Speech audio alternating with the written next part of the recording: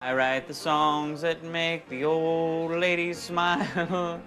I write the songs that irritate Hal's bar. I write the songs that make the whole world sing. There are a lot of songs, like way too many to count. It's been a thing since the beginning of time and will continue to be so until the end of time, which is probably going to be any minute now or something. Anytime someone asks me to pick a favorite song, I stall for a bit, not gonna lie, because how can I? It should be easy for me, being some doofus who's been talking about it on YouTube for now. Like, I'm gonna be ranking 100 songs real soon, and that was already a chore for me to do. Turns out if you give me 100 songs I could say more than 1 or 2 lines with, it actually takes for fucking ever. Especially when about 40 or 50 of them I could have easily picked as my favorite. Barbara Streisand. So why don't we answer an easier question? Of the 100 songs I got to rank, which one stuck out to me the most? Which one gave me the most material to work with and just made my music critic brain go in so many directions at once?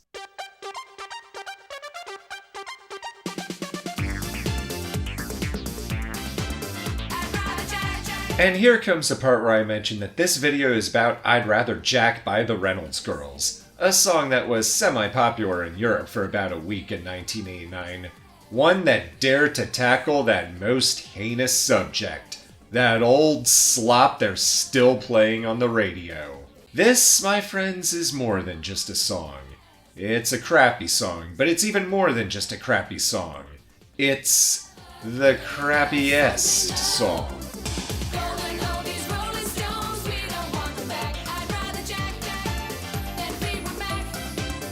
So, what do I mean? Well, to put it simply, it's a fancy way of saying so bad it's good.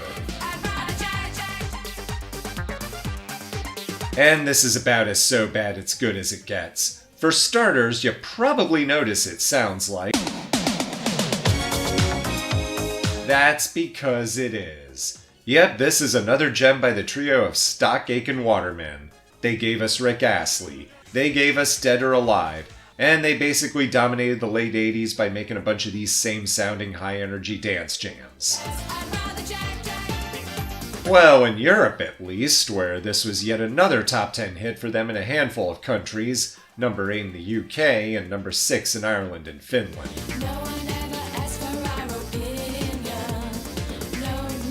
Alright then, who were these Reynolds girls? Well, if you guess they were a couple of sisters named Reynolds, of course you're correct. Linda and Aisling to be exact. Both grew up near Liverpool and the families of Irish descent. Their younger sister, Debbie, played Katie Rogers on Brookside for a couple of years. I can't help it. I don't want our Jeff to be dead. They were a big family, by the way. You can see a little glimpse of them at the end of the video, but they had 9 kids. 6 girls, 3 boys. I'm just gonna leave this here. Well, shortly after Debbie left showbiz, her older sisters were about to enter it. They had dreams of being the next Mel and Kim. So they put out a demo tape, sent it to Stock Aitken Waterman, and... Hier sind die Reynolds Girls mit I'd Rather Jack. I'd rather Jack. They got in. So here we are now in 1989. Let's look at the big hit. Well, in Europe anyway. As far as I can tell, it never charted here in the States.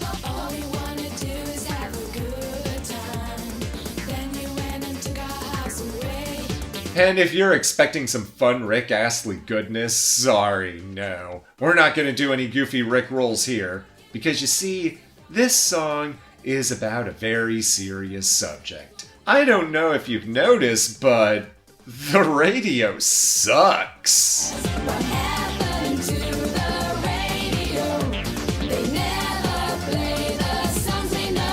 Yeah, this song is about how much the radio sucks. Does that mean it's a bad song? Not really. Truth be told, I actually do like a handful of songs about how much the radio sucks. It's that same song, the DJ sucks. Radio Song, for example. Excellent addition to the REM catalog. So we're gonna go a little deeper. Why does the radio suck in 1989 according to these girls?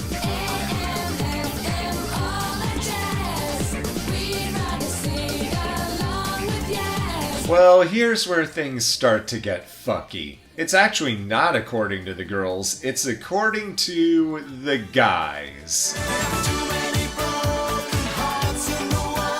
Stock Aitken and Waterman may have been on top of the world with hit after hit, but they felt like the radio wasn't giving them any respect. P. Waterman in particular was pissed off because Radio 1 keeps running old classic rock acts into the ground, ignoring the younger demographics by not playing the songs the kids are listening to, by which they meant their songs. So this is basically Waterman complaining about how pop radio keeps playing oldies. Kind of like that Dead Milkmen song where they complain about rock stations always playing classic rock.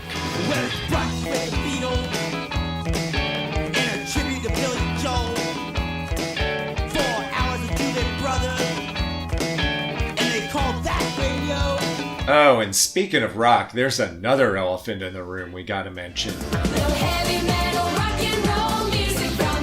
At the time, there was kind of a divide between rock fans and, well, basically everything else fans, but for the subject matter, it's rock versus pop.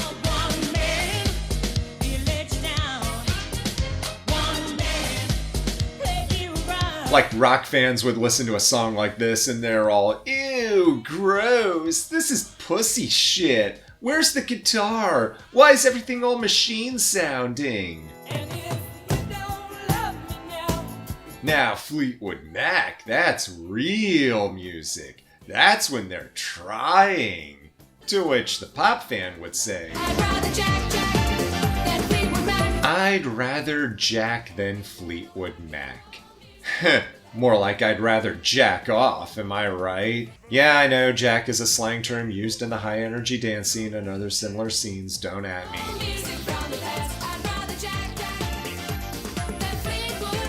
Alright, so why Fleetwood Mac?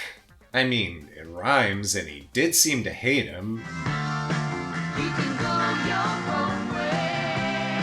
But hold up, why though? Why would you hate Fleetwood Mac? Okay, maybe this kind of music may not be your thing, but all their songs are great. It's probably why radio still plays them even to this day. It's probably why they even got a nice COVID-era resurgence. Aw, man, remember the Ocean Spray guy?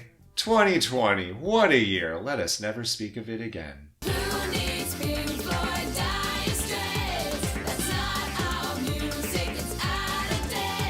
Pink Floyd and Dire Straits? It ain't what they call rock and roll. Okay, I'll kinda concede on Dire Straits. I do generally like them, but I've never really liked them. And I guess it's fair to take a shot at them since they took a shot at MTV a few years before. But, come on, Pink Floyd? Really? You're gonna slander them? I mean, wow, that's quite an edgelord move to make there, Pete. You got any lines about how the Beatles were just a bunch of rubbish? Were you that stupid kid in English class who thought he was being clever by writing an essay about how Shakespeare was a hack? Who needs Pink Floyd? Don't you know every household on Earth has to have at least one copy of Dark Side of the Moon just lying around somewhere? It's like the law or something.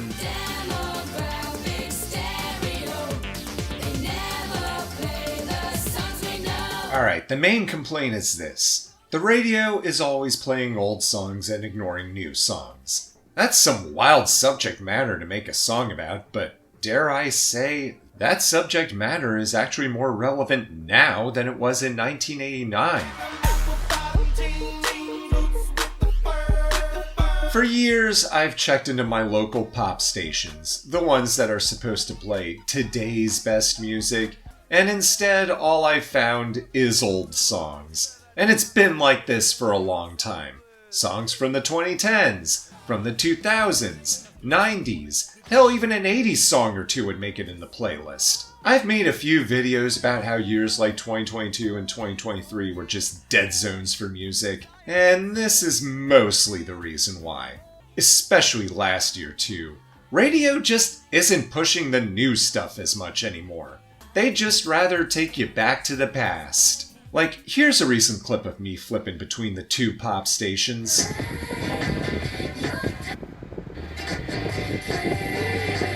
The same song. Both stations were playing the same old song. And I like Toxic. I do. It's easily one of Britney's best, but it's also old. More than 20 years old. And it's not just radio either. Following the current Billboard charts, it seems the big trend of the 2020s is old songs. For much of this decade, there have been songs from years past suddenly getting life on the charts. Oftentimes a second win. I thought I saw your face today, but I just turned my head away. And it's still happening. We had a She and Him song from 2008 become a top 40 hit this year. This song from 1979 is charting in the UK and might soon be charting here by the time I release this video.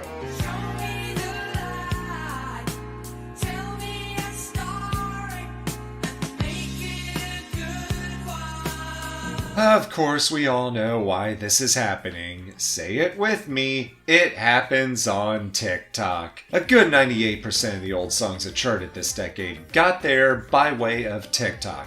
And the rest were featured in some Netflix show and just took off from there. And since pop radio is so wedded to the past, they've been more than glad to have these old songs join the playlist and get even more traction while leaving the current stuff in the dust.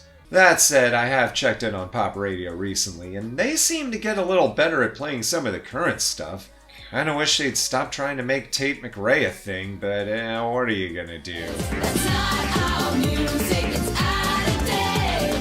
Demographics. Now, if that's the state of radio today, then I can only imagine what it must have been to Pete Waterman in the late 80s.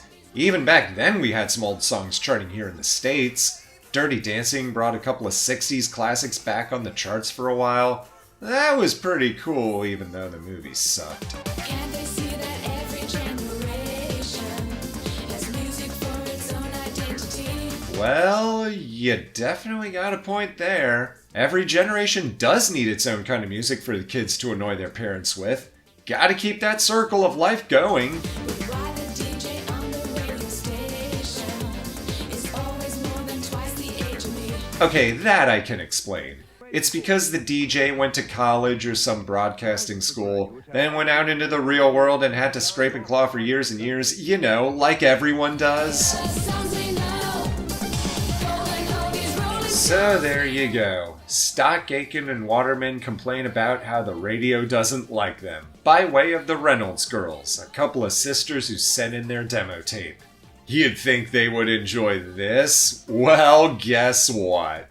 They didn't. I am shocked. Shocked! They seemed fine for the cameras, but yeah, they weren't exactly jacking with Stock Aitken Waterman. They had to have their father around at all times, and by all accounts, he was very pushy and difficult to work with.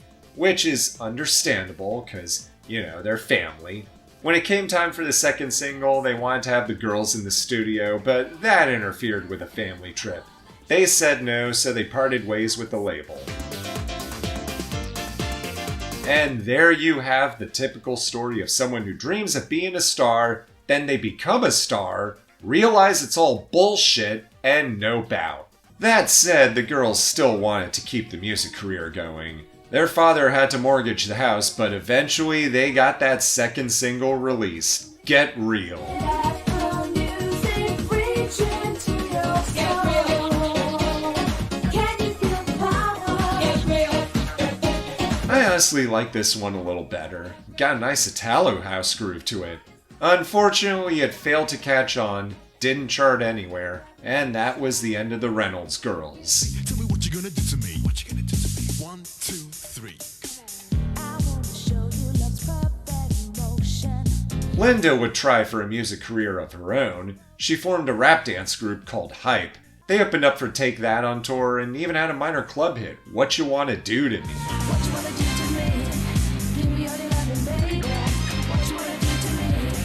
Want you inside of me? What you Y'all, this song is a banger. But it couldn't get a lot of traction in what was basically a crowded market, so once again, they bit the dust. And that was the last anyone saw of either of the Reynolds girls. Since then, the trail has gone cold. In 2012, Stock Aitken Waterman asked them to participate in some celebration, but neither of them responded. The next year, ITV tried to search for them so they could appear in a documentary about Stock Aitken Waterman, but they got no response either. And I know there are probably some people who want to play internet sleuth and track down their whereabouts. I'm gonna have to ask you not to do that. I think the fact that they made themselves difficult, if not impossible to find, is enough of an indication that they're just not interested. They've probably got families and kids and lives of their own as we speak, so just leave the Reynolds girls alone. Let them enjoy their lives outside of the pop world, just as we let this song stand as one of the most baffling curiosities ever put on record.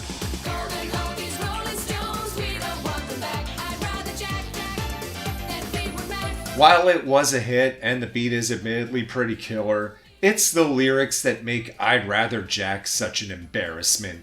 People have pointed to this as the beginning of the end for Stock Aitken Waterman, and boy does it sound like it. That said, they did manage to hang on into the early 90s, even dabbling in J-pop for a bit.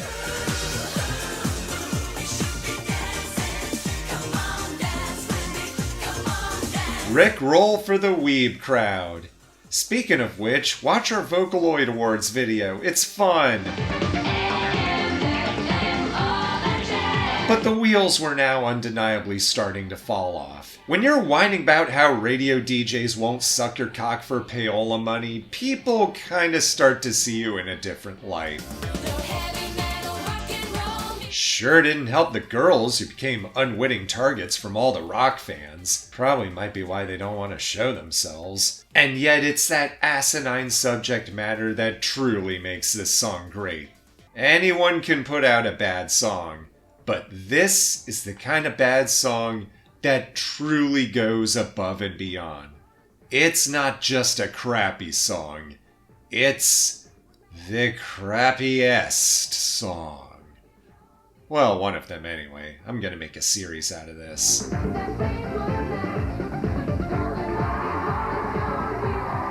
you, the Reynolds girls, how many people can you insult in 3 minutes? I'd rather Jack. Yeah, and I'd rather Jack Supremo. No, Profumo, that's right. He's Dame Dusty Springfield and the theme from a Scandal. Well, this is our 19th top 30 hit in this country. Nothing has been proved.